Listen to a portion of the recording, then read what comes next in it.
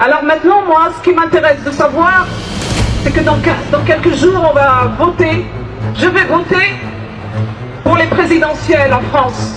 Et j'aimerais savoir quel candidat qui nous soutient, qui soutient la Kabylie, qui soutient les Français d'origine kabyle. Moi, je voterai pour le candidat qui me dit on va préserver l'identité kabyle, on va préserver Tamazir, on va préserver les Berbères.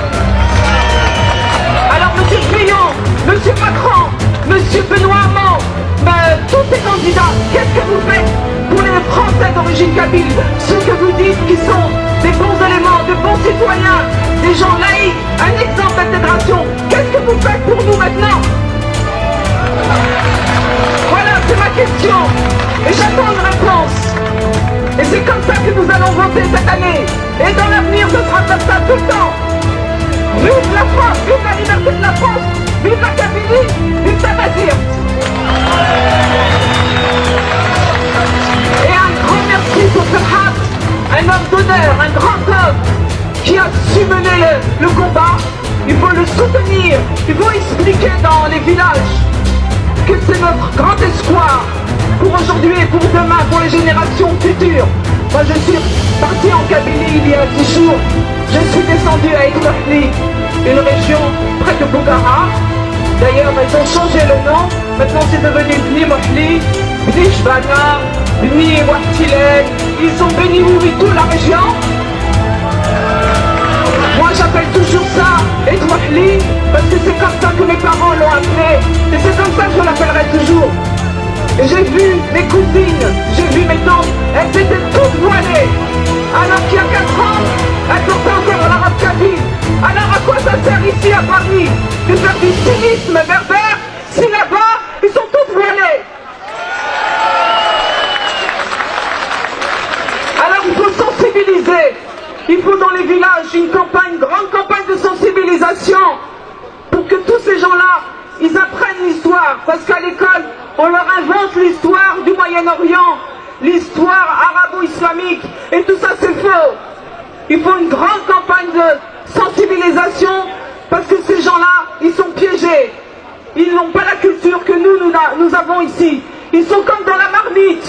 Ils sont en train de bouillir dans une marmite, les pauvres. Il faut les aider. Et ensuite, on pourra avancer dans l'indépendance de la Kabylie, ce que nous a laissé les honneurs. Vive la Kabylie et vive l'indépendance. Et merci Ferhat.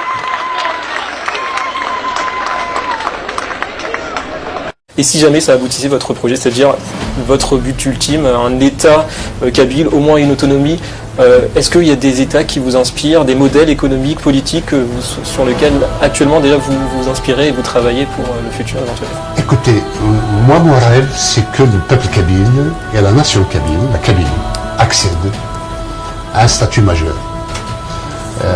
Nous avons pris pour modèle un certain nombre de pays.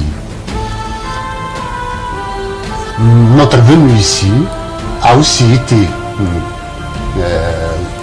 motivée par le fait que, par un rêve, celui de voir en Israël comment pourrait être la Kabylie d'ici 10 ans, 15 ans. Vous inspireriez directement du modèle de l'Église. Israël nous inspire sur son ouverture, son pluralisme, sa modernité et son investissement dans la recherche et la technologie, plutôt que dans l'intégrisme et le fait d'aller à la mosquée.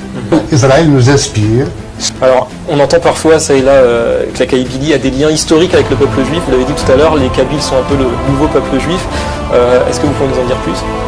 Oui, nous considérons, pas que nous considérons, nous trouvons autour de nous pratiquement 50% des noms de lieux et de noms de famille comme étant juifs. Donc il est certain que la judaïté a existé il y a un certain temps en Kabylie. On a un nouveau président en France. Est-ce que vous pensez que ça peut aussi peut-être vous donner davantage de tribunes publiques, de moyens de communication, même un appui politique peut-être? Nous avons espoir que le nouveau président et le nouveau gouvernement soient sensibles au fait que l'héritage colonial, c'est-à-dire les frontières héritiers de la colonisation, ne soient plus des carcans dans lesquels le jacobinisme puisse sévir contre les identités, contre la liberté des peuples. Nous avons espoir que la liberté, la démocratie des peuples soit reconnue par le nouveau gouvernement et accompagne la marche de ces peuples vers leur liberté.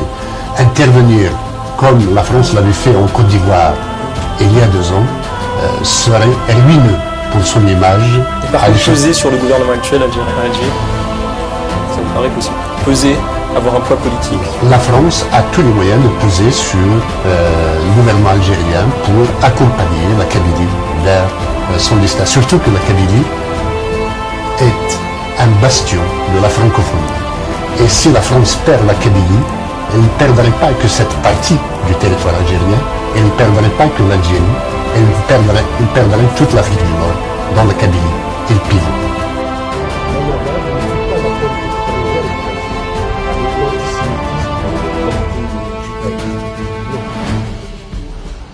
La Kabylie a sa propre vision du monde et peut valoriser la langue qui lui plaît. Et si Israël nous accueille avec ce passeport, eh bien, sa langue sera officielle dans le passeport kabyle.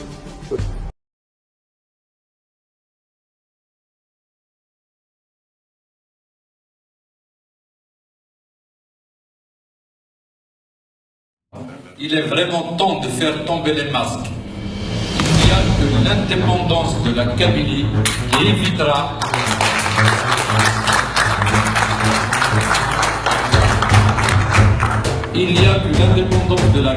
qui évitera l'élargissement du fleuve de sang qui sépare notre pays, la Kabylie, d'Alger.